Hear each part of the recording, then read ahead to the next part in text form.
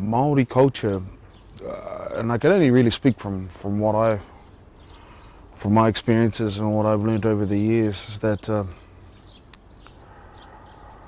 lot of it has to do with your family.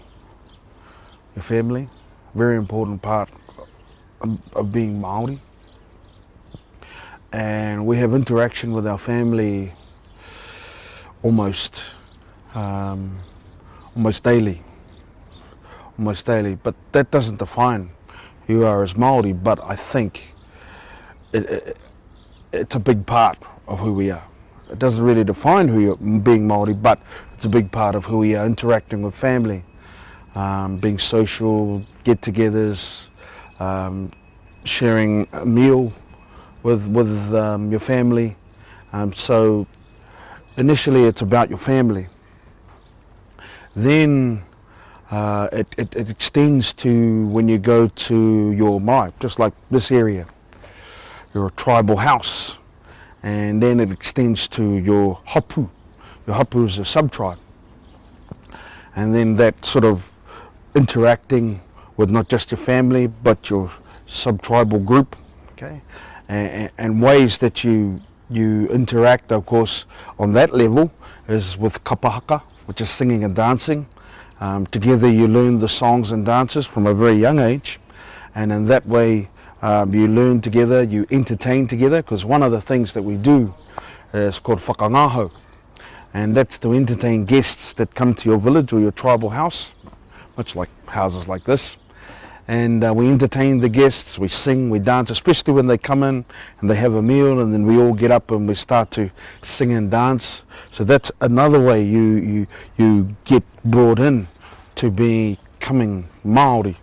And you get together and you have wānanga, which are situations where you sit and you learn about all of the stories of the house, through the carving, through the weaving, through the painting. And in doing this, you're focused about learning not just about you, but your whole tribe and your people and how everybody fits, interlocks.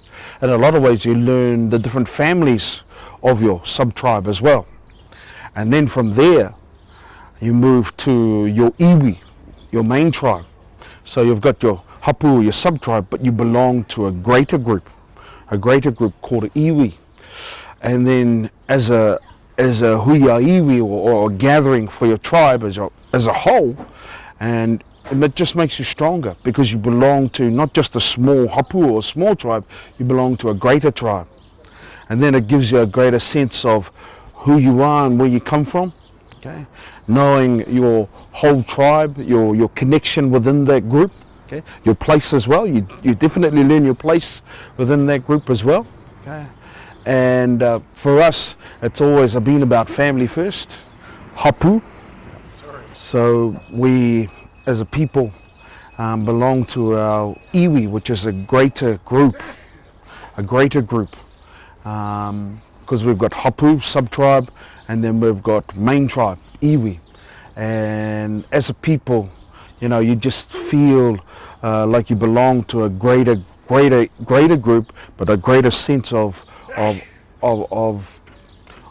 being, and you find your place in that group as well. And singing and dancing is a big part of fitting in, doing the chores and of course the work around the marae. Like for example, every now and again each family has to go to the marae, to the village house, and we mow the lawns. Okay, we mow the lawns and we do the weeding of the village house, and if need be we might have to paint some of the carvings, give them a bit of a touch up, and each sort of family uses it just like the old working bee. Your whole family gets together, oh, it's our turn to go up to the marae, to the meeting house, and start doing the painting, the cleaning, the washing, the wiping down inside, and that is left to sort of family members within the tribe. We all get together and do that. And so when you do things like that, it has that camaraderie, togetherness, all of those things that I guess you'll find all over the world, okay? But it gives you a greater sense of self, because you belong to the tribe, you belong to the group, and you do anything for that group. It's always been like family, hapu or sub-tribe, and then iwi as a greater tribe. Yeah. I guess with our people, we're not without our own problems. There's one thing that our people are really good at, and that was systematically working through things. Systematically working through things. We had systems in place from a very early stage. Some of it was based on a little bit of myth, a little bit of legend as well. But that type of knowledge made you think about things. For example, our people back in the day were great conservationists, I believe. From where I come from, one of the places where I come from, they instruct self-imposed laws, or what we call rahui. And so where we live, there is a series of rocks where we go diving for seafood, like mussels and kina, which is sea urchin, and pawa, which is abalone. And aside from the Department of Conservation restrictions, okay, we impose our own restrictions as a part of the tribe.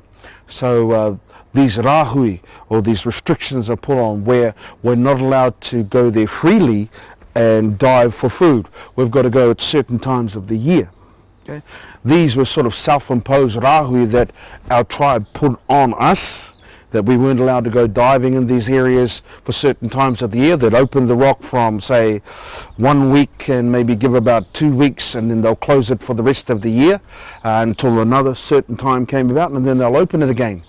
And the reason for that is to just allow these rich resources of ours to replenish. If you keep on going back there and diving and getting more and more food, it lessens the stocks, and so you'll wipe out the whole bed. Okay, so to keep it healthy, what you do is you allow the people to go through and have their fill at certain times of the year, but for the rest of the year, it's closed. It's closed. So these are self-imposed restrictions that our tribe put on us, and we're not allowed to go there and dive. Okay? We're not allowed to collect shellfish. We're not allowed to fish in these certain areas. And in doing so, the seabeds or the fishery has come back very strong. And when shellfish come to those areas, it brings in the fish as well.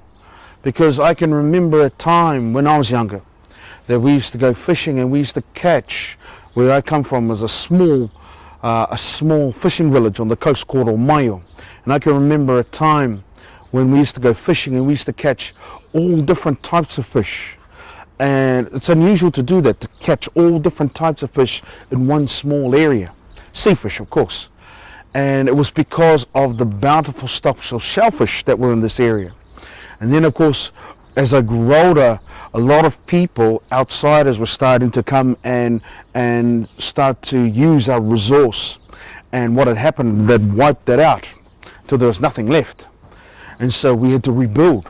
We learned we had to rebuild. And so there was those self-imposed restrictions are put on, and now the fishery is excellent. It's coming back very strong, to the point where they're getting us to come down more and more often throughout the year, because there was the resurgence of the seafood. You've got to go down there. You've got to keep on taking it out. Otherwise, if you just leave it there, it's basically going to wipe itself out. So we have to go there more constantly now and remove more seafood so that there's more growth. Yeah. So these things that were done back in the day, in earlier times, they're seeing a wonderful life now in present time, to bring back something that was nearly lost to us. It was nearly lost to us, and that was from our ancestors. Self-imposed restrictions, what we call rahui, they still play a big role in where I come from today. And because of that, a lot of people, and even the Department of Conservation, are starting to see value in those values that we put in place a long time ago.